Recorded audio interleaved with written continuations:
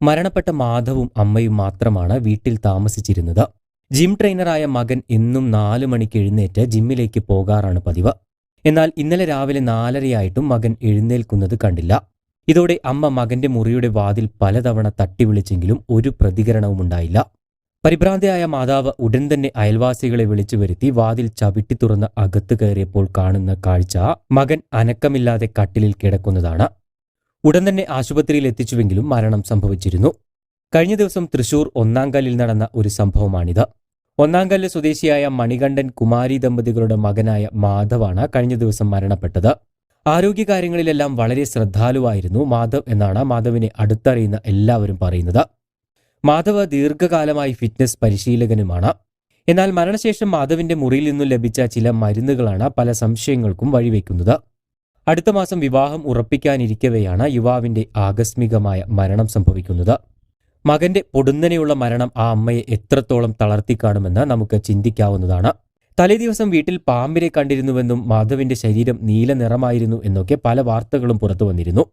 എന്നാൽ പോസ്റ്റ്മോർട്ടത്തിൽ മരണകാരണത്തെപ്പറ്റി കൃത്യമായ വ്യക്തത ലഭിച്ചിട്ടില്ല എന്നാണ് വിവരം. അതുകൊണ്ടുതന്നെ മാധവിന്റെ ആന്തരികാവയവങ്ങൾ കൂടുതൽ പരിശോധനയ്ക്കായി അയച്ചിട്ടുണ്ട്. യുവാവിന്റെ മുറിയിൽ നിന്നും ചില വിദേശ നിർമ്മിത മരുന്നുകളും സിറിഞ്ചുകളുമൊക്കെ പോലീസിന് ലഭിച്ചിട്ടുണ്ട്. മസിലിന് വലുപ്പവും കരുത്തും ലഭിക്കാനായി ഉപയോഗിക്കുന്ന മരുന്നുകളാണ് ഇവ എന്നാണ് കരുതുന്നത്. പല ശരീര സൗന്ദര്യ മത്സരങ്ങളിലും മാധവ് സ്ഥിരമായി പങ്കെടുക്കാറുണ്ടായിരുന്നു. ഇത്തരം മരുന്നുകളുടെ അമിതമായ ഉപയോഗമായിരിക്കുമോ മരണത്തിലേക്ക് നയിച്ചത് എന്നതിന് കൂടുതൽ വ്യക്തത വരേണ്ടതുണ്ട്. ഏതായാലും ഇങ്ങനെയുള്ള മരുന്നുകളുടെ അശാസ്ത്രീയമായ ഉപയോഗം അപകടം വിളിച്ചുവരുത്തുമെന്നതിന് യാതൊരു തർക്കവുമില്ല. നല്ല ആരോഗ്യം, മനോഹരമായ ശരീരം, മസിലുകൾ എന്നിവയൊന്നും ആഗ്രഹിക്കുന്നതിൽ ഒരു തെറ്റുമില്ല. എന്നാൽ പെട്ടെന്നുള്ള ഫലം ലഭിക്കുന്നതിനായി പലരും എളുപ്പവഴികൾ തേടുന്നതാണ് ഇങ്ങനെയുള്ള അപകടങ്ങളിലേക്ക് വഴിവെക്കുന്നത്. ഇത് ചെറുപ്പക്കാരും അതുപോലെ തന്നെ മക്കളെ ജിമ്മിൽ പറഞ്ഞയക്കുന്ന മാതാപിതാക്കളും ഒക്കെ ശ്രദ്ധിക്കേണ്ട ഒരു കാര്യമാണ്. പെട്ടെന്ന് മസിൽ പെരുപ്പിക്കുവാനോ അതുപോലെ ശരീര സൗന്ദര്യ മത്സരങ്ങൾക്ക് ഒരുങ്ങുവാനോ ഒക്കെ വേണ്ടി ഡോക്ടർമാരുടെ നിർദ്ദേശങ്ങൾ ഒന്നുമില്ലാതെ ഉപയോഗിക്കുന്ന സ്റ്റിറോയിഡുകൾ, മറ്റ് ഹോർമോൺ കുത്തിവയ്പ്പുകൾ എന്നിവയ്ക്ക് ഗുരുതരമായ ആരോഗ്യ പ്രശ്നങ്ങൾ ഉണ്ടാക്കാൻ കഴിയും.